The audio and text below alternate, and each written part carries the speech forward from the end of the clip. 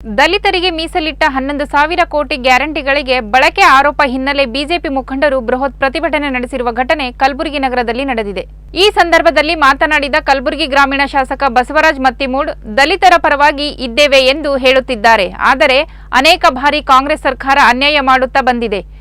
SC ಎಸ್ಟಿಗಾಗಿ ಮೀಸಲಿಟ್ಟ ಹಣವನ್ನು ಲೂಟಿ ಮಾಡಿದ ಸರ್ಕಾರ ಇದು ಎಂದು ವಾಗ್ದಾಳಿ ನಡೆಸಿದರು. ಇದು ಸಂವಿಧಾನ ವಿರೋಧಿ ಸರ್ಕಾರ, ದಲಿತ ವಿರೋಧಿ ಸರ್ಕಾರ, ರೈತ ವಿರೋಧಿ ಸರ್ಕಾರ.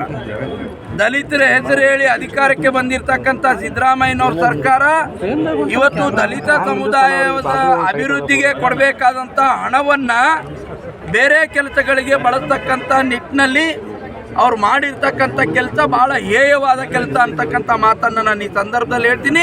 ಇದೊಂದು ಡಾಕ್ಟರ್ ಬಾಬಾ ಸಾಹೇಬ್ ಅಂಬೇಡ್ಕರ್ ಅವರಿಗೆ ಮತ್ತು ಸಂವಿಧಾನಕ್ಕೆ ಮಾಡಿರುವಂಥ ಅಪಮಾನ ಅಂತ ಕೂಡ ನಾನು ಈ ಸಂದರ್ಭದಲ್ಲಿ ಹೇಳ್ತೇನೆ.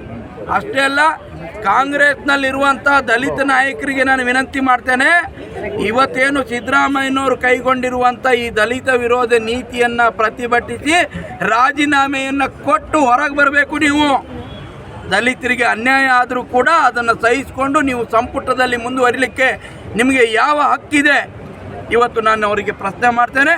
ಹಾಗಾಗಿ ಇವತ್ತೇನು ನಿಜವಾಗಿ ದಲಿತರಿಗೆ ಅವರ ಉದ್ಧಾರಕ್ಕಾಗಿ ಸಂವಿಧಾನದ ಪ್ರಕಾರ ಏನು ಹಣ ಮೀಸಲಿಡಬೇಕಾಗಿತ್ತು ಆ ಹಣವನ್ನು ಸಂಪೂರ್ಣವಾಗಿ ಅದಕ್ಕೇ ಬಳಕೆ ಮಾಡಬೇಕು.